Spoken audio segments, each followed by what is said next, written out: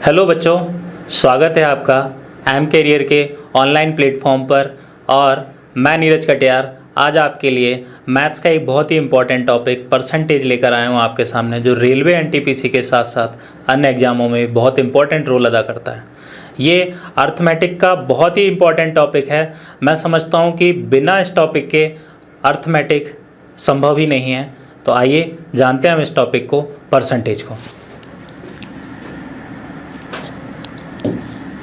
प्रतिशत, परसेंटेज।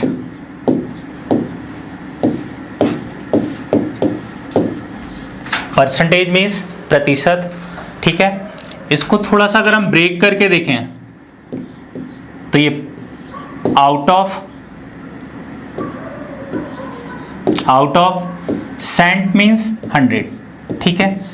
किसी भी वैल्यू को जब हम 100 पर तुलना करते हैं, किसी भी चीज़ की हम 100 पर जब तुलना करते हैं तो उसी को हम परसेंट कहते हैं। प्रतिशत, जब किसी भी मान को 100 पर कंपैरिजन करना ही हमारा प्रतिशत कहलाता है। तो देखिए, आइए हम समझते हैं इसको हम कुछ एग्जाम्पल लेकर। जैसे हम एक एग्जाम्पल लेते हैं कि सोनू के मैथ्स में 56% नंबर आते हैं। सोनू के मैथ्स में 56% नंबर आते हैं। तो किस तरीके से आते हैं? 56% को अगर हम ब्रेक करेंगे या हम इसको सॉल्व करेंगे तो 56/100, क्लियर है। तो यहाँ पर जो 100 है वो हमारा टोटल नंबर को रिप्रेजेंट करता है कि सोनू ने जो पेपर दिया मैथ्स का वो 100 नंबर का था, जिसमें से सोनू ने जो ऑब्टेन किए हैं मार्क्स या जो अर्जित किए हैं मार्क्स वो हमारे 56 हैं। क्लियर है? इस बात को हम समझ सकते हैं परसेंटेज को। जैसे हम बात करते हैं यहाँ पर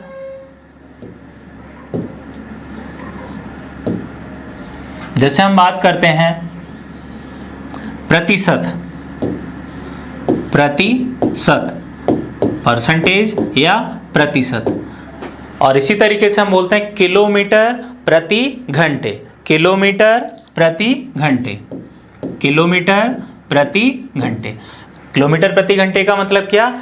1 घंटे में चली गई दूरी को हम किलोमीटर प्रति घंटे बोलते हैं। इसी प्रकार से यहाँ पर भी अगर हम ब्रेक करें इसको ब्रेक करें तो ये होता है प्रतिशत। इसको 2 हिस्से में तोड़ देते हैं। प्रति मतलब प्रत्येक और शत मतलब 100। प्रत्येक को 100 पर रिप्रेजेंट करना ही हमारा प्रतिशत कहलाता है। तो आइए देखते हैं, हम एक और एग्जांपल से प्रतिशत को समझने की कोशिश करते हैं। तो इस समय अभी हमारी बहुत ही एक खतरनाक महामारी चल रही है जिसको बोलते हैं कोरोना। तो कोरोना से रिलेटेड एक एग्जाम्पल समझते हैं हम कि यहाँ पर एक हॉस्पिटल ए इस बात का दावा करता है कि मैंने 100 मरीज ठीक कर दिए।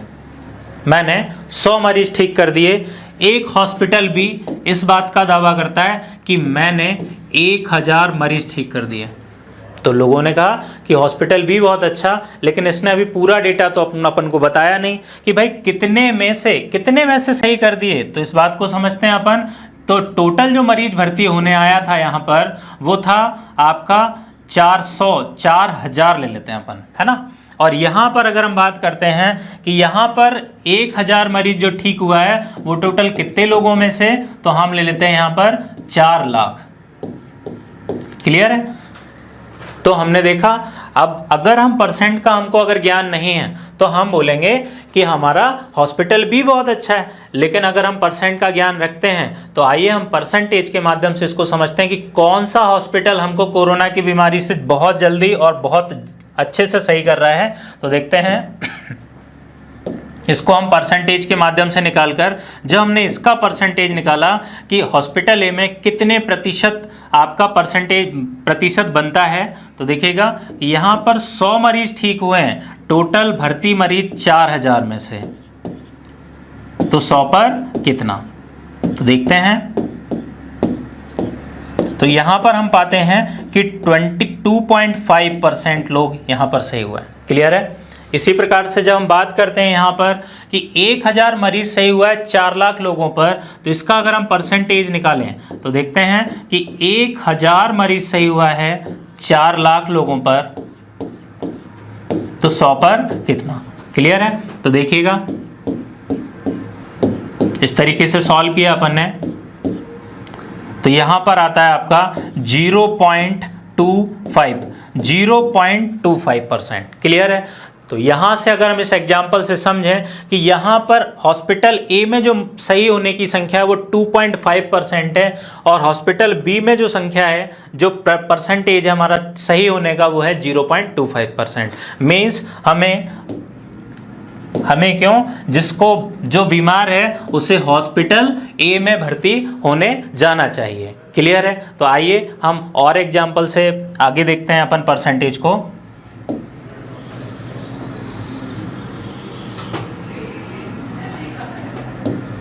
तो आइए सबसे पहले हम बात करते हैं कन्वर्जन के बारे में। तो हम सबसे पहले पढ़ने वाले हैं कन्वर्जन, ठीक है ना। तो conversion of percentage into fraction. Conversion of percentage into fraction, किसी भी प्रतिशत को भिन्न में बदलना। किसी भी प्रतिशत को भिन्न में बदलने का मतलब ये कि जब हम किसी परसेंट को फ्रैक्शन के फॉर्म में लाते हैं या भिन्न के फॉर्म में लाते हैं तो हम भाग 100 का करने वाले हैं। तो देखते हैं अपन, जैसे यहाँ लिखा हुआ है 20%, 20%, इसको अगर भिन्न का रूप देना है तो 20/100। क्लियर है? इसको हम और सॉल्व कर देंगे तो हम बोलेंगे 1/5। ठीक है? जैसे हम बोलते हैं कि 75% को जब चेंज किया तो 75/100। क्लियर है? तो 25 3 जा होता है और 25 4 जा। तो किसी भी परसेंटेज को फ्रैक्शन के फॉर्म में चेंज करने के लिए हमको डिवाइड बाय 100 करना पड़ता है। आइए और भी देखते हैं एग्जाम्पल के साथ में। 16 होल 2/3%। क्लियर है? देखें तो 16 3 जा 48 प्लस 2 50/3। क्लियर है? अब परसेंट का साइन हटेगा तो नीचे डिवाइड में 100 आएगा। तो सॉल्व किया अपन ने तो हमने पाया कि ये 1/6 फ्रैक्शन के बराबर है। क्लियर है? चलिए तो आगे बढ़ते हैं। इसी का दूसरा टाइप या इसका ही हम वाइस वर्सा देख लेते हैं। Second,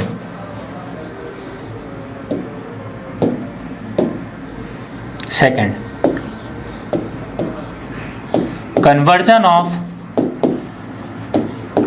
of fraction into percentage। Clear है? देखिएगा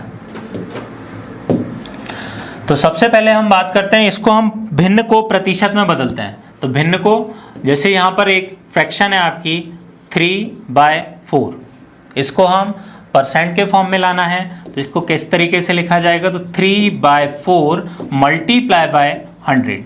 क्लियर है? सॉल्व किया हमने तो ये 25 टाइम घटेगा और इसको हम बोलेंगे 75%।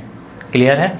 तो हमने किसी भी फ्रैक्शन को परसेंट के फॉर्म में लाने के लिए हमने मल्टीप्लाई बाय 100 किया। जैसे आपने पिछले एग्जाम्पल में भी देखा था, जो हमने हॉस्पिटल वाला एग्जाम्पल समझा था, उसको भी हम परसेंट के फॉर्म में लाने के लिए हमने मल्टीप्लाई बाय 100 किया हुआ था। देखते हैं एक और एग्जाम्पल से। 3/5, इसको हमें परसेंट के फॉर्म में लाना है तो 3/5 इंटू 100। तो जब हमने इसको सॉल्व किया तो ये हो जाता है हमारा 60%। क्लियर है? देखते हैं और भी, जैसे 1/7, इसको चेंज करना है परसेंट के फॉर्म में तो 1/7 मल्टीप्लाई बाय 100। जब हमने इसको सॉल्व किया तो ये आ जाता है 100/7%। क्लियर है? 100/7 ये हमारी फ्रैक्शन जो हो जाती है। अगर हम इसको फ्रैक्शन में बात करते हैं तो ये हमारा अनुचित भिन्न बन जाती है। अनुचित भिन्न को जब हम उचित फॉर्म में लाएंगे या इसको हम इम्प्रॉपर को प्रॉपर फॉर्म में लाएंगे तो 7 का हमको इसमें डिवाइड देना होगा तो 7 1 जा 7 हो जाता है, 7 4 जा 28 हो जाता है और हमारा रिमाइंडर 2/7।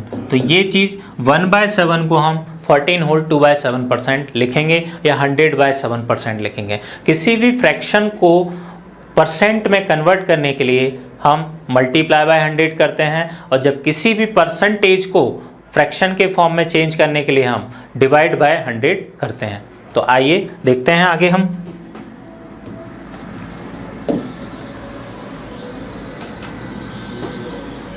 इसी के बेस पर एक बहुत ही इम्पॉर्टेंट हमारे कुछ फ्रैक्शन वैल्यू हैं जिनको हम याद कर लेंगे। तो ये आपके सामने हैं, इनको आप लिख लीजिएगा, इनको आप नोट कर लीजिएगा।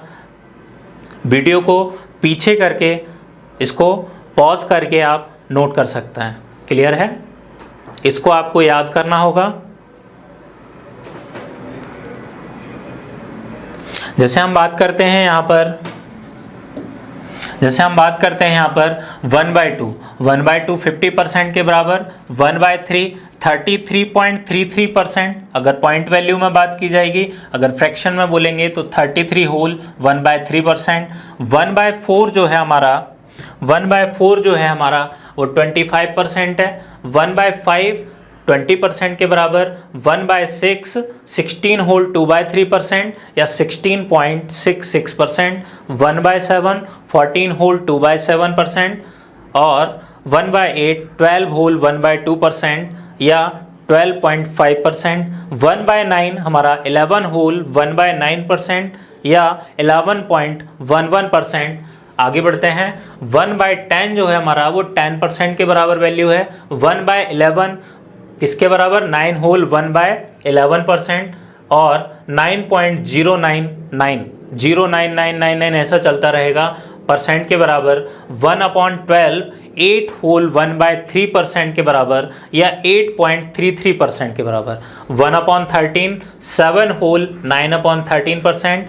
1/14 7 होल 1/7% के बराबर। 1/15 6 होल 2/3% या 6.66%। 1/16 6 होल 1/4% या 6.25%। 1/20 5% के बराबर वैल्यू है हमारी। 1/14 फ्रैक्शन वैल्यू परसेंट में चेंज की जाए तो 4 होल 1/7% या 4.1666%। 1/25 4% के बराबर है। 3/8 37 होल 1/2% या 37.5% के बराबर है। इसी तरीके से हमको ये परसेंटेज का बहुत ही इंपॉर्टेंट चार्ट है जो हमें याद करना है।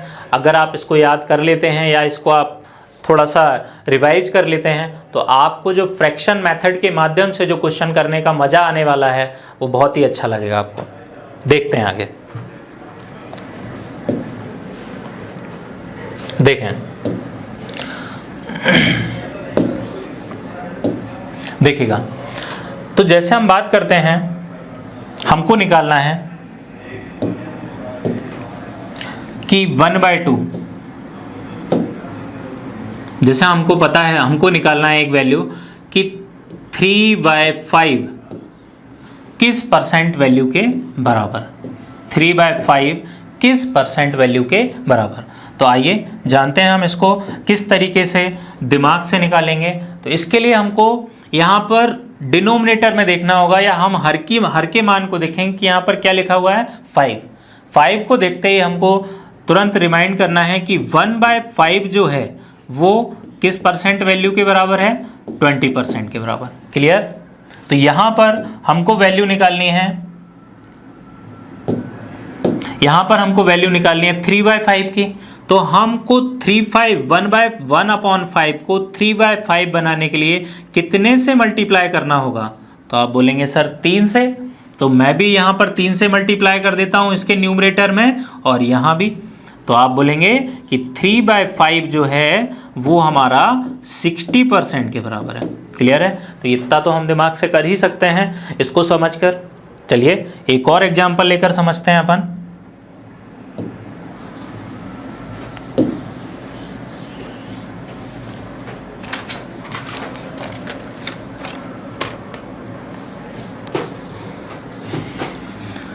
जैसे हम बात करते हैं यहाँ पर 4/5, कि 4/5 किस परसेंट वैल्यू के बराबर। तो देखिएगा, तो 4/5 को हमको परसेंट वैल्यू में निकालना है, तो हमको पता है कि ये 1/5, यहाँ पर हमको क्या देखना है, डिनोमिनेटर की वैल्यू देखना है, और डिनोमिनेटर में आपका 5 लिखा हुआ है, तो हम यहाँ पर देखेंगे क्या 1/5। 1/5 आपको पता है कि 20% के बराबर आने वाला है, तो आपको इसे 4/5 में कन्वर्ट करना है। तो 4/5 लाने के लिए हमको क्या करना होगा, हमको 4 का इसके अंश में या न्यूमरेटर में गुणा करना होगा। तो यहाँ पर ये 4/5 जो है वो कन्वर्ट हो जाता है आपका 80% के बराबर। ये बात समझ में आ गई होगी आपको, है ना। तो इस तरीके से हम इसको कन्वर्जन को समझेंगे। तो आइए देखते हैं आगे और भी कन्वर्जन को किस तरीके से करना होता है। जैसे हम निकालना चाहते हैं एक वैल्यू कि 3/8 किस परसेंट वैल्यू के बराबर। क्लियर है। तो देखिए 3/8 को परसेंट वैल्यू निकालने के लिए हमको क्या देखना पड़ेगा, इसके हर पर क्या लिखा हुआ है 8, तो 8 लिखा हुआ है तो तुरंत आ जाना है 1/8 पर। क्लियर है। तो 1/8 जो वैल्यू किसको दिखाता है, 12 होल 1/2% को। क्लियर है ना। तो देखिएगा 3/8 बनाने के लिए इसमें कितने से मल्टीप्लाई कर दिया जाए, तो आप कहेंगे सर 3 से कर दीजिए। तो लीजिए कर दिया मैंने 3 से। तो यहाँ पर 12 के साथ में या होल नंबर में आपको 3 का मल्टीप्लाई करना है और यहाँ पर इसके न्यूमरेटर में। तो आइए, तो 12 3 जा होता है 36 और 3/2 को जब हम कन्वर्ट करेंगे 2 का भाग 3 में देंगे तो ये हो जाता है 1 होल 1/2%। तो इसको हम चेंज करके क्या बोलने वाले हैं, 36 + 1 37 होल 1/2%। क्लियर है। देखें मैंने आपको एक और वैल्यू इसकी बताई थी, क्या 12.5%। 12.5%। तो देखिए 1/8 को जब हम 12.5% बोलते हैं तो आप इसको किस तरीके से कन्वर्ट कर सकते हैं, देखिएगा इसको 3/8 बनाने के लिए, इसको 3/8 बनाने के लिए कितने से गुणा, 3 से। जब हम 3 से करेंगे तो जो पॉइंट से पहले वैल्यू दी गई है इसमें हम 3 का गुणा करने वाले हैं और पॉइंट के बाद आने वाली वैल्यू में भी हम 3 का गुणा करने वाले हैं। तो 12 3 जा होता है 12 तिया होता है 36 और 5 तिया 15 और दशमलव लगाना है एक अंक के बाद, तो ये हो जाता है 1.5। तो ये अगर 1.5 हो जाएगा 36 में 1.5 को अगर हम ऐड करेंगे तो ये हो जाता है हमारा 37.5। क्लियर है बच्चों। तो इस तरीके से हम कन्वर्जन को कर सकते हैं। आइए एक और एग्जांपल से हम समझते हैं। जैसे मैंने एक एग्जांपल ले लिया 2/9 किस परसेंटेज वैल्यू के बराबर। ठीक है। तो बच्चों 2/9 क्या देखना है, सबसे पहले कि हर पे क्या लिखा हुआ है 9। 9 को देखते हुए आप क्या कहने वाले हैं, 1/9 की वैल्यू के पास पहुंचेंगे और 1/9 आपके चार्ट में जो वैल्यू लिखी गई है वो लिखी है 11 होल 1/9%। क्लियर है ना। तो आप इसमें कितने से मल्टीप्लाई करने वाले हैं, 2/9 बनाने के लिए आप 2 से मल्टीप्लाई करने वाले हैं। तो यहाँ पर 2 का गुणा, यहाँ भी 2 का मल्टीप्लाई करेंगे हम, इस होल नंबर में मल्टीप्लाई करना है और यहाँ पर अंश में करना है। तो ये हो जाता है आपका 22 होल 2/9%। क्लियर है। आइए देखते हैं एक और एग्जाम्पल से इसको।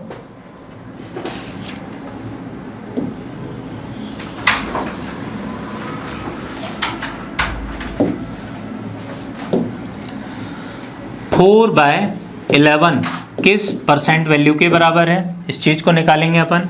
तो 4/11 तो क्या देखना है अपन को, सबसे पहले 11। ठीक है। तो 11 1/11 जो है वो किस वैल्यू को शो करता है, 1/11 शो करता है 9 होल 1/11% वैल्यू को। क्लियर है। देखिएगा तो अब आपको इसे किस में कन्वर्ट करना है, 4/11 को, तो कितने से मल्टीप्लाई कर दूं मैं? 4 से, है ना। तो यहाँ भी 4 से गुणा कर दिया और यहाँ भी 4 से, तो 9 4 जा 36 और ये हो जाता है आपका 4/11। तो 4/11 किस परसेंट वैल्यू के बराबर? 36 होल 4/11% के बराबर। क्लियर है? देखते हैं आगे। अब तो शायद ये समझ में आ ही गया होगा किस तरीके से आपको कन्वर्जन करना है, किस तरीके से कन्वर्ट करना है। देखते हैं।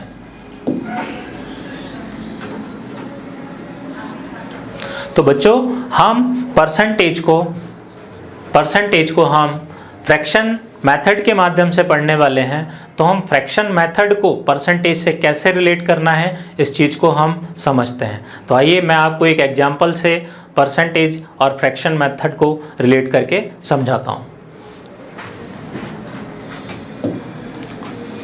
जैसे मैं एक एग्जांपल लेता हूँ यहाँ पर कि मेरे पास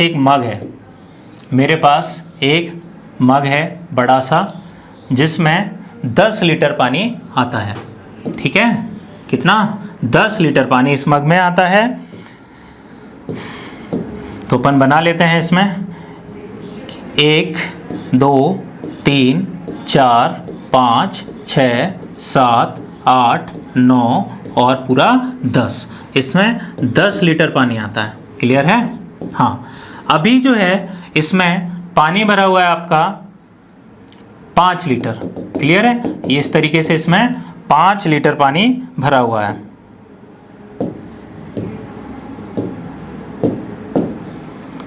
इसमें 5 लीटर पानी भरा हुआ है। तो अभी आपसे एक पहला क्वेश्चन यहाँ पर मैं ये करने वाला हूँ कि बताइए कि मग कितना भाग पानी से भरा हुआ है। मग कितना भाग पानी से भरा हुआ है। तो मैंने आपसे पूछा कितना पार्ट जो है पानी से भरा हुआ है। तो इसको निकालने के लिए हम कैसे बताने वाले हैं? पार्ट पूछा आपसे तो आप कहने वाले हैं सर 5 भाग मग का पानी से भरा हुआ है और मग जो है, मग की टोटल क्वांटिटी कितनी है यहाँ पर? 10। क्लियर है? तो इस तरीके से आप कहेंगे सर जो मग भरा हुआ है वो 5/10 भाग पानी से भरा हुआ है। क्लियर है? इसको हम अगर और भी सॉल्व कर दें, तो हम बोलेंगे कि सर 1/2 भाग पानी से मग भरा हुआ है। अब एक क्वेश्चन और कर लेता हूं मैं आपसे इसी साथ में कि मग का कितना भाग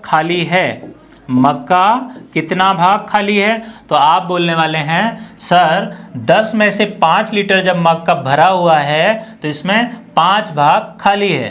तो 5 भाग जो खाली है डिवाइड बाय 10, टोटल 10 में से 5 भाग खाली है। तो मीन्स इसको हम बोलेंगे क्या? 1/2। ठीक है? तो यहां पर और हम इस बात को कैसे समझ सकते थे कि 2 लीटर के मग में 2 लीटर टोटल क्वांटिटी वाले मग में 1 लीटर यदि यहां पर पानी भरा हुआ है तो यहां पर कितना खाली है? 2 में से जब 1 भरा हुआ है तो 1 भाग ही खाली है, जो आप यहां देख रहे हैं। क्लियर है ना? इसी चीज को अगर बच्चों मैं आपसे इस तरीके से पूछूं कि बताइए कितना % मग भरा हुआ है, तो देखिए इसको हम कैसे करने वाले हैं। इसको मैं मिटा देता हूं।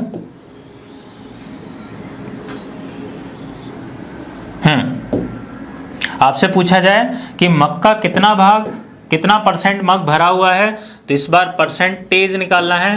तो कैसे निकालने वाले हैं? तो आपको पता है कि 1/2 मीन्स आधा मग भरा हुआ है। 1/2 इतना मग भरा हुआ है और इनटू में 100। तो इस तरीके से आपने यहाँ पर देखा तो पाया आपने कि 50% मग भरा हुआ है। ठीक है? चाहे आप 1/2 फिगर ले लें, चाहे आप बोलेंगे कि 5/10 मीन्स 5/10 इंटू 100, तो भी आपका आंसर सेम यही आने वाला है। तो मग का कितना भाग खाली है? तो हम बोलने वाले हैं कि 5 लीटर मग खाली है जिस कितने टोटल क्वांटिटी 10 में से, तो 100 पर कितना। तो आपको यहाँ पर पता चल जाता है कि 50% मग खाली है। क्लियर है? तो देखते हैं फ्रैक्शन मेथड जो हमारा है, या हम फ्रैक्शन मेथड से इसको रिलेट करने वाले थे, वो हम इस तरीके से समझेंगे। इसको कैसे जैसे मान के चलिए, अब मैं दूसरा एक एग्जांपल यहीं से लेने वाला हूं कि मग जो है 4 लीटर मग भरा हुआ है, 4 लीटर मग भरा हुआ है। तो देखिए मग कितना भरा हुआ है आपका, अगर हम पूछा जाए कितना भाग मग भरा हुआ है तो आप बोलेंगे 4/10। क्लियर है, 4/10। इसको अगर हम और भी सॉल्व कर लेंगे तो हम ऐसे बोलेंगे कि सर 2/5 भाग मग भरा हुआ है। क्लियर है। अब हम इसी चीज़ को समझेंगे। देखिए फ्रैक्शन मेथड क्या है, अब इस बात को यहीं से हम समझने की कोशिश करेंगे। जब आपसे कहा गया कि 2/5 मग भरा हुआ है तो इसका मतलब जो 5 जो शो कर रहा है वो क्या शो कर रहा है, टोटल क्वांटिटी को शो कर रहा है, टोटल क्वांटिटी को, ठीक है ना, या मूल मान को शो कर रहा है कि मग की टोटल या मूल मान क्या है। तो आप बोलेंगे कि सर मग जो है वो 5 भाग का है, 5 भाग टोटल यहाँ पर है, जिसमें से 2 भाग क्या है यहाँ पर भरा हुआ है, पानी इसमें 2 भाग भरा हुआ है। क्लियर है। अब आपसे इसमें पूछ लिया जाए कितना भाग खाली है, तो आपको मग की तरफ नहीं देखना है, आपको इसी डेटा के माध्यम से आपको बताना है कि मग का कितना भाग खाली है। तो आप बोलेंगे टोटल क्वांटिटी 5 में से 2 भाग जब मग भरा हुआ है तो 3 भाग मग खाली है, तो हम यहाँ पर बोलेंगे 3/5।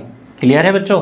तो यहाँ पर जो भी डिनोमिनेटर में वैल्यू होती है उसको हम मूल मान, वास्तविक मान या हम टोटल क्वांटिटी से रिप्रेजेंट करते हैं, और जो भी हमारा न्यूमरेटर में आता है वो हमारा रिजल्ट को शो कर रहा होता है। ठीक है ना, देखते हैं आगे।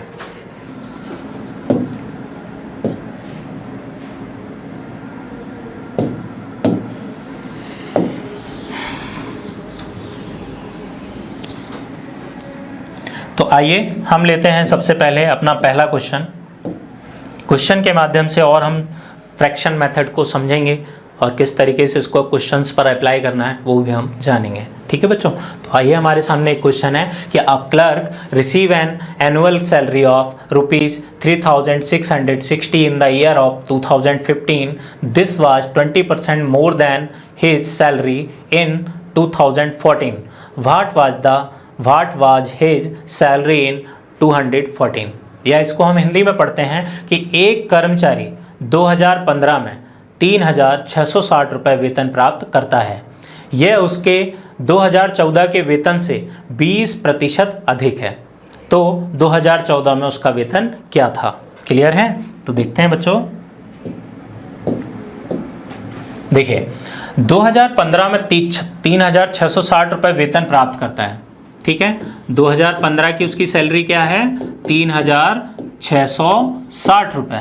ठीक है, यह उसके 2014 के वेतन से 20% ज़्यादा है। ज़्यादा मतलब क्या है, अधिक है। अधिक को हम कैसे रिप्रेजेंट करने वाले हैं, 20% अधिक है तो इस बात को हम कैसे दिखाने वाले हैं, तो समझें आप कि 20% अधिक है मीन्स 1/5। 20% का फ्रैक्शन फॉर्म 1/5। क्लियर है। अधिक है तो ये न्यूमरेटर जो है वो आपके रिजल्ट को शो करता है, तो रिजल्ट तो पॉजिटिव या प्लस में आने वाला है, तो ये +1 कर देते हैं। तो इसको हम ऐसे समझेंगे कि 5 जो है वो मूल मान है, 20% अधिक है, तो यहाँ पर हम बोलेंगे कि जो 5 है वो 2014 की सैलरी को दिखा रहा है कि 2014 की सैलरी इसकी 5 हुआ करती थी। अब एक की बढ़त के साथ में जो 2015 की सैलरी है वो हमारी 6 के बराबर है। 5 थी पहले, 20% सैलरी बढ़ी जो हमारी +1 मतलब 1 के इंक्रीमेंट के साथ में 6 हो जाती है। ठीक है, तो ये फ्रैक्शन मेथड में ये 6 के बराबर है और रियल में यही वैल्यू आपकी 3660 के बराबर है। तो हम बोलेंगे कि 6 जो है वो बराबर है आपका किसके, 3660 रुपए के। तो 1 का मान किसके बराबर होगा, तो आप बोलेंगे 3660 बटे में 6। सॉल्व कर दिया इसको तो 6 6 जा और ये 1 और 0। ठीक है, तो आपको क्या निकालना है, 2014 की सैलरी निकालना है। मीन्स 2014 की वैल्यू 5 के बराबर शो करने वाली है। तो 2005 में कितना होगा, तो 610 × 5। सॉल्व करते हैं तो 0, ये हमारा 5 हो जाता है, 5 6 जा 30, ठीक है। तो ये हमारा कितना हो जाता है 3050। तो इस तरीके से हमारा पहला आंसर या पहले क्वेश्चन का जो आंसर आने वाला है वो बी होगा 3050। कोई भी डाउट हो तो आप दोबारा से इसको रिपीट करके देख सकते हैं, पॉज करके देख सकते हैं। देखिए, तो आपके सामने दूसरा क्वेश्चन हम लेकर आते हैं।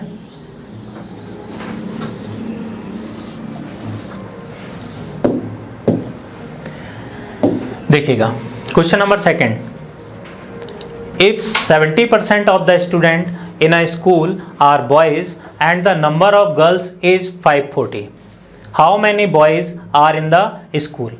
हिंदी में पढ़ते हैं हम कि एक विद्यालय में 70% छात्र लड़के हैं और लड़कियों की संख्या 540 है, ठीक है। 70% छात्र लड़के हैं और लड़कियों की संख्या 540 है, तो विद्यालय में लड़कों की संख्या कितनी होगी। क्लियर है?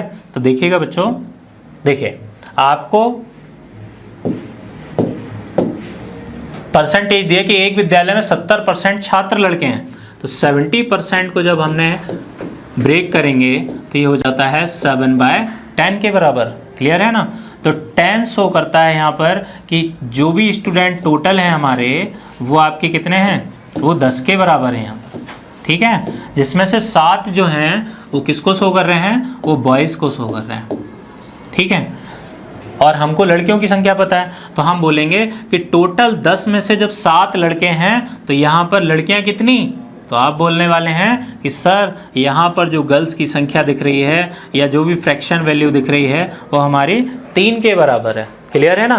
तो देखिएगा, आपको वैल्यू पता है कि लड़कियों की संख्या 540 है, तो आइए देखते हैं कि 3 जो है वो किसको शो कर रहा है, 3 गर्ल्स बराबर रियल में 540 लड़कियों के बराबर। क्लियर? तो 1 का मान किसको शो कर रहा है, तो डिवाइड दे देते हैं, 540 डिवाइड बाय 3, 3 1 जा 3, 3 8 जा 24, 180। तो आपको निकालना है यहाँ पर विद्यालय में लड़कों की संख्या कितनी है। तो विद्यालय में लड़कों की संख्या निकालने के लिए हम कितने से मल्टीप्लाई कर दें, 7 से, कि भाई 7 बराबर कितने के, तो आप बोलेंगे 180 इंटू 7। तो आप बोलेंगे यहाँ पर 18 सत्ते 126, मीन्स यहाँ पर जो बॉयज की संख्या है वो कितनी है आपकी, 1260। तो आइए स्टार्ट करते हैं, क्वेश्चन नंबर 3 को देखते हैं, या नेक्स्ट क्वेश्चन को देखते हैं अपन। कहा गया है इस क्वेश्चन में, if 37 whole 1/2% of a number is added with itself, then result becomes 1320, find the original number। या फिर हिंदी में पढ़ते हैं अपन इसी क्वेश्चन को, यदि किसी संख्या में स्वयं का 37 सही 1/2% जोड़ दिया जाए तो परिणाम 1320 हो जाता है, वह मूल संख्या क्या है। तो ये क्या कि वह स्वयं का 37.5% हो जाता है, जोड़ दिया जाए तो, मतलब स्वयं का 37.5%। तो सबसे पहले हम इसको फ्रैक्शन में के फॉर्म में तोड़ते हैं, तो देखिएगा कि 37 होल 1/2% इज इक्वल किसके बराबर, 3/8 के बराबर। जोड़ दिया जाए तो प्लस साइन, तो हम यहाँ भी इसके रिजल्ट पे प्लस साइन करेंगे। देखिएगा, तो स्वयं का 37.5% जोड़ दिया जाए तो रिजल्ट ये निकल कर आता है। तो हम जो स्वयं का मीन्स किसी संख्या का, यहाँ पर जो संख्या, ये जो संख्या का जिक्र किया गया है तो वो हम मूल संख्या मानते हैं। यहाँ पर वो मूल संख्या मानते हैं हम क्या, 8, कि वो मूल संख्या है हमारी 8 में इस संख्या का स्वयं का 37.5% जोड़ दिया जाए, मीन्स 8 में 3 जोड़ दिया जाए, तो जो नई संख्या या जो नया परिणाम निकल कर आता है वो हमारा कितना हो जाता है, जो नया रिजल्टेंट बनता है हमारा, वो बनता है हमारा कितना, 11। 8 में 3 जोड़ा तो 11। यही रिजल्टेंट आपको दिया है कितना, 1320। तो हम 11 को किसके बराबर रखने वाले हैं कि 11 बराबर किसके, 1320 के। तो 1 का मान किसको शो करेगा, तो अब आपको पता चल गया कि 1 की वैल्यू निकालने के लिए हम इसमें डिवाइड देने वाले हैं। तो 11 बन जाए 11, 11 2 जा और 0। क्लियर है? आपको निकालना क्या है, मूल संख्या। मूल संख्या मतलब किसके बारे में पूछा गया है, इस संख्या के बारे में। तो आइएगा तो देखते हैं हम।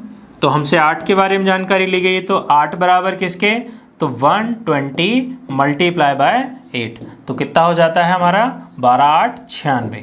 मीन्स वो हमारी मूल संख्या जो है वो कितनी है हमारी 960। तो हमारा आंसर क्या होने वाला है 960। क्लियर है। चलिए आइए नेक्स्ट क्वेश्चन को देखते हैं।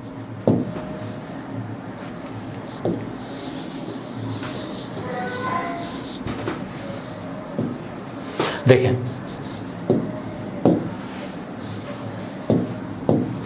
क्वेश्चन कह रहा है Neha has some apples, she sold 40% more than the number of apples she ate. If she sold 70 apples then calculate how many apples she ate. Neha के पास कुछ सेब हैं उसने जितने खाए उससे 40% अधिक बेचे। मीन्स उसने जितने खाए उससे 40% अधिक बेच दिए। यदि उसने 70 सेब बेचे हैं, हमको सोल्ड किए गए यहाँ पर सेब की संख्या दे दी गई है, तो बताइए उसने कितने सेब खाए। तो यहाँ पर जो सोल्ड किए हैं उसने, वो कितने किए हैं, यहाँ पर आपको कहा गया है उसने 70 सेब सोल्ड कर दिए हैं। 40% उसने जितने खाए उससे 40% अधिक बेचे। तो देखिएगा बच्चों 40% अधिक का मतलब होता है प्लस साइन, अधिक, मोर, ये सब जो है प्लस साइन को डिनोट करते हैं। लेस आपका कमी माइनस साइन को डिनोट करते हैं। तो 40% को जब ब्रेक किया तो ये हमारा हो जाता है कितना 2/5। 40%, तो देखिए एक बार और हम रीड कर लेते हैं। उसने जितने खाए उससे 40% अधिक बेचे। तो जो उसने सेव खाए हैं या जो मूल मान है हमारा वो 5 को रिप्रेजेंट करता है कि भाई उसने 5 सेव खाए, और उससे 40% अधिक, तो 5 का 40% करते हैं बच्चों तो ये 2 आता है। मीन्स 5 खाए उससे 2 अधिक, मतलब 7 सेव उसने यहाँ पर सोल्ड किए हैं। क्लियर है। तो हम यहाँ पर लिखेंगे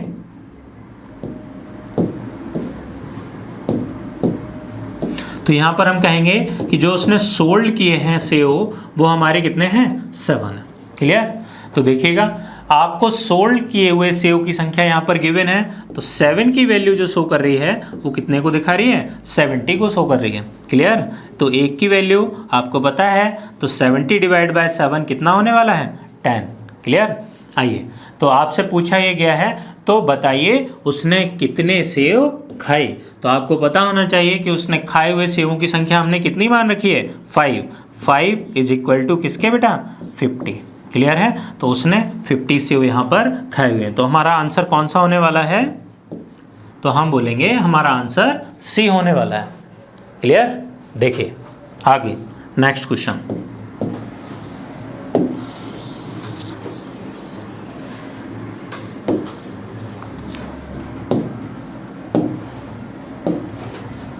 देखें कहा गया है इस टाइप के क्वेश्चन बहुत ही ज़्यादा आते हैं एग्जामों में, और ये हमें बहुत परेशान भी बहुत करते हैं। ठीक है।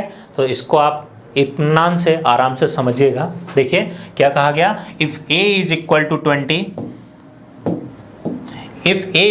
20% of b and b is equal to 25% of c, then what percent of c is equal to a। Clear है। देखिए हिंदी में पढ़ते हैं एक बार। यदि a b के 20% के बराबर है, यदि a b के 20% के बराबर है और b c के 25% के बराबर है, तो c का कितना प्रतिशत a के बराबर होगा। तो सबसे पहले अगर हम इस लाइन को पढ़ें तो यहाँ पर लिखा है यदि a b के 20% के बराबर है, तो यहाँ 20% शो करता है। 20% को अगर फ्रैक्शन के फॉर्म में तोड़ेंगे तो ये 1/5। b के 20% के बराबर क्या है हमारा a। ठीक है। तो अगर हमारा b जो 5 है वो अगर b है तो इसका 20% मतलब 1 जो है वो किसको शो कर रहा है a को शो कर रहा है। क्लियर। देखिए नेक्स्ट लाइन लिखी हुई है b c के 25% के बराबर है। तो देखिए एक बार 25% को ब्रेक कर लेते हैं यहाँ पर। तो 25% को ब्रेक किया हमने तो 25% मतलब होगा 1/4। ठीक है। तो c के 25% के बराबर कौन है b, तो c हमारा 4 को रिप्रेजेंट करेगा और 1 जो है हमारा वो बी को रिप्रेजेंट करने वाला है। क्लियर है? तो इसको हम थोड़ा सा फ्रैक्शन मेथड, इसको हम रेशियो में तोड़ लेते हैं, ठीक है ना। तो देखते हैं अपन। देखिए ये हम लिख लेते हैं यहाँ पर A, यहाँ पर हम ले लेते हैं B और यहाँ पर ले लेते हैं हम C। क्लियर है? देखिएगा, तो पहली लाइन से अगर पढ़ते हैं कि B का 20% A है, तो B का 20% A है, तो देखिए यहाँ पर अगर B 5 है तो A को हम कितना मानेंगे? 1। क्लियर है? देखें नेक्स्ट लिखा हुआ है आपको कि B C के 25% के बराबर है। मीन्स C जो है वो हमारा 4 को रिप्रेजेंट करने वाला है और B जो है यहाँ पर हमारा 1 को रिप्रेजेंट करने वाला है। क्लियर? देखिएगा, तो देखते हैं अपन इसको रेशियो के फॉर्म में हमने तोड़ दिया है। तो यहाँ पर B का रेशियो सेम करने के लिए हमको यहाँ पर कितने से मल्टीप्लाई करना पड़ेगा? 5 से। और यहाँ पर हमको कितने से, जो यहाँ मल्टीप्लाई करेंगे वो यहाँ भी करने वाले हैं। क्लियर? तो देखिए 1 को यहाँ 1 लिखेंगे हम, और यहाँ पर 5 5 जा 25 और यहाँ पर 4 5 जा कितना बेटा? 20। क्लियर है ना? तो यहाँ पर A की जो वैल्यू, तीनों के बीच में रिलेशन जब हमने बैठाया तो A की वैल्यू 1 को रिप्रेजेंट करती है, B की वैल्यू 25 को रिप्रेजेंट करती है और C की वैल्यू हमारा 20 को रिप्रेजेंट करती है। चलिए आगे देखते हैं, आंसर देने की तैयारी करते हैं अपन। तो देखिएगा बच्चों, देखते हैं। देखिए आपसे ये कहा गया यहाँ पर कि C का कितना प्रतिशत A के बराबर है। C का कितना प्रतिशत A के बराबर है? तो C कितना दिया गया आपको? 20। 20 का कितना प्रतिशत? हम कहते हैं X%। A के बराबर है। A का मान कितना है हमारा? 1। क्लियर है? तो 20 5 जा 100 और यहाँ पर जब X की वैल्यू निकालने वाले हैं तो यहाँ पर आ जाता है हमारा 5%। क्लियर है? ये हमारा आंसर हो जाएगा यहाँ पर कितना? 5%। इस तरीके से हम इस टाइप के क्वेश्चन का आंसर दे सकते हैं। क्लियर है ना? तो चलिए बढ़ते हैं आगे नेक्स्ट क्वेश्चन की ओर।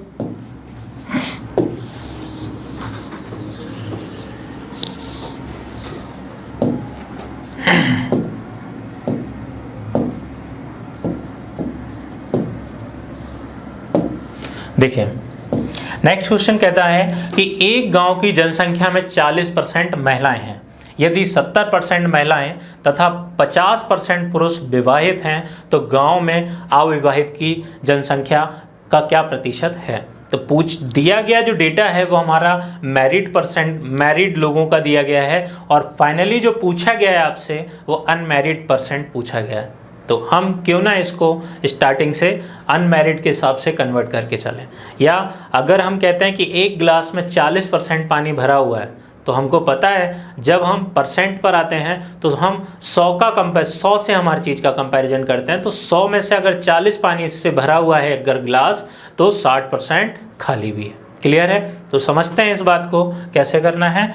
एक गांव की जनसंख्या 40% है। हम ये मानकर चलते हैं यहाँ पर कि इस गांव में जो टोटल लोग रहने वाले हैं, टोटल जो लोग यहाँ पर हैं, टोटल पॉपुलेशन है वो हमारी 100 के बराबर। टोटल 100 लोग हैं। एक गांव की जनसंख्या में 40% महिलाएं हैं। कितनी? 40%। जब हम 100 का 40% करने वाले हैं तो 100 का 40% सीधा सीधा कितना हो जाता है? 40 के बराबर। ठीक है?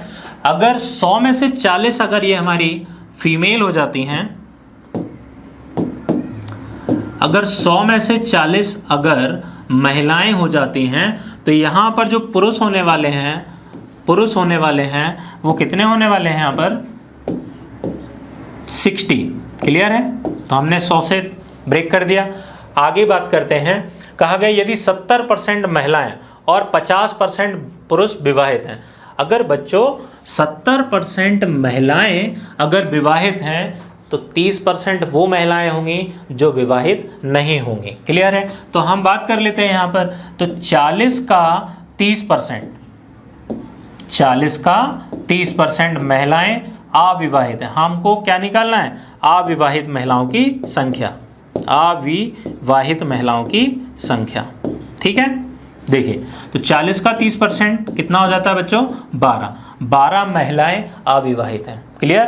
देखते हैं आगे दिया गया है कि 50% पुरुष यहाँ पर क्या हैं, विवाहित हैं। हमको आंसर निकालना है अनमैरिड का, तो 50% पुरुष यदि विवाहित होंगे तो 50% ऐसे भी पुरुष होंगे जो विवाहित नहीं होंगे। तो 60 का अगर हम बात करें 50% या सीधी सी बात करें 60 का आधा, तो आपको पता है ना 60 का आधा कितना होने वाला है, 30 है ना। तो यहाँ पर 30 पुरुष हैं जो अविवाहित हैं और 12 वो महिलाएं हैं जो अविवाहित हैं। अगर दोनों का टोटल कर दिया जाए तो यहाँ पर अविवाहित लोगों की संख्या कितनी हो जाती है, 42। और हमने जो है टोटल पॉपुलेशन उस शहर की उस गांव की कितनी मान रखी है, 100। तो आपको निकालना है अब अविवाहित जनसंख्या का प्रतिशत। ठीक है, तो आप बोलेंगे परसेंटेज कैसे निकालेंगे कि भाई टोटल 42 वो लोग हैं जो अनमैरिड हैं, इसमें से 100 टोटल वो लोग हैं जो टोटल जनसंख्या और मल्टीप्लाई बाय 100। सॉल्व किया बच्चों तो हमने क्या पाया, 42% लोग यहाँ पर अनमैरिड हैं। क्लियर, बात समझ में आई मेरी?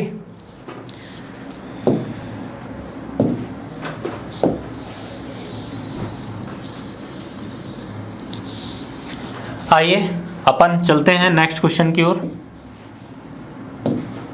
देखिए कहा गया in a class the number of girls is 20% more than that of the boys, the strength of the class is 66।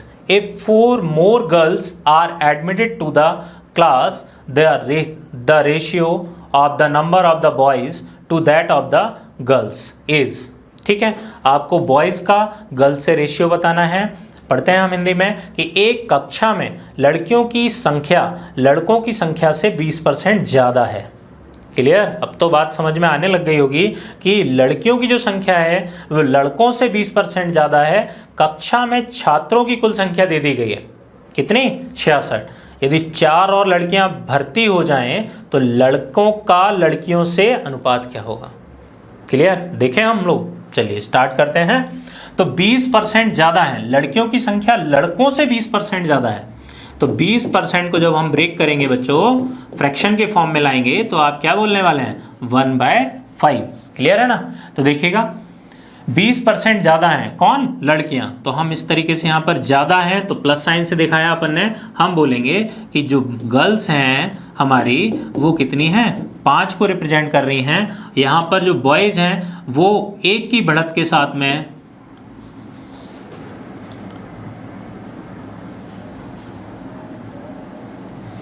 शायद मैंने गलत बोल दिया, देखते हैं हम लोग। देखिएगा एक कक्षा में लड़कियों की संख्या लड़कों की संख्या से 20% ज़्यादा है। सॉरी, देखिएगा दोबारा से कि यहाँ पर 5 जो है वो लड़कों की संख्या कितनी हो जाती है हमारी, 5 है ना। और 1 की बढ़त के साथ में, या 5 का 20% कितना होता है हमारा, 1 की बढ़त के साथ में जो गर्ल्स की संख्या है वो हमारी कितनी होने वाली है यहाँ पर, 6 है ना। मैंने इसका उल्टा बता दिया था आपको। देखिएगा इस तरीके से कक्षा में छात्रों की कुल संख्या 66 है। अगर हम अपने यहाँ पर बात करते हैं कि भाई यहाँ पर टोटल लोग कितने हैं, टोटल छात्र कितने हैं, तो आप यहाँ पर बोलने वाले हैं, जब इसको फ्रैक्शन में तोड़ा तो 5 तो बॉयज़ हैं और 6 हमारी गर्ल्स हैं। तो टोटल कितने हो जाते हैं, 11। यहाँ पर 11 लोग हैं। आपको ये संख्या दे दी गई कि भाई टोटल 66 लोग हैं। तो आपको क्या करना है कि 11 इज इक्वल टू कितने के, 66 के। तो 1 बराबर कितना हो जाता है बच्चों, 6 के। और आपसे ये पूछा गया है यहाँ पर कि 4 लड़कियाँ। तो अच्छा यहाँ पर देखते हैं लड़के कितने हो जाएंगे, तो 5 बराबर कितने के, 30 के, है ना। और ये 5 किसको निकाला आपने, बॉयज़ को। ठीक है, देखिए और लड़कियाँ तो गर्ल्स कितनी मानी है आपने, 6। तो 1 बराबर 6 के, तो 6 बराबर कितना हो जाता है बच्चों, 36 यहाँ पर गर्ल्स की संख्या हो जाती है। अब आपको रेशियो बताना है किस किस के बीच में, बॉयज़ का गर्ल्स के बीच में। तो देखते हैं बच्चों, बॉयज़ रेशियो गर्ल्स, ठीक है ना। तो देखिए आपके बॉयज़ कितने हैं यहाँ पर, तो आप बोलेंगे सर 30 बॉयज़ हैं। और यहाँ पर गर्ल्स की जो संख्या है वो कितनी है, 36। और देखिए अब क्वेश्चन को आगे पढ़ते हैं। कहा यदि 4 और लड़कियां भर्ती हो जाएं तो लड़कों का लड़कियों से, तो हम इसमें 4 लड़कियां और ऐड कर देते हैं। तो यहाँ पर ये हो जाता है 30 और ये हो जाता है हमारा 40, और इसको अगर हम रेशियो में कन्वर्ट करेंगे तो एक सिंपलेस्ट रेशियो बनता है हमारा 3:4। क्लियर है? देखिएगा तो आपका आंसर कौन सा होने वाला है यहाँ पर, बी, 3:4। ठीक है।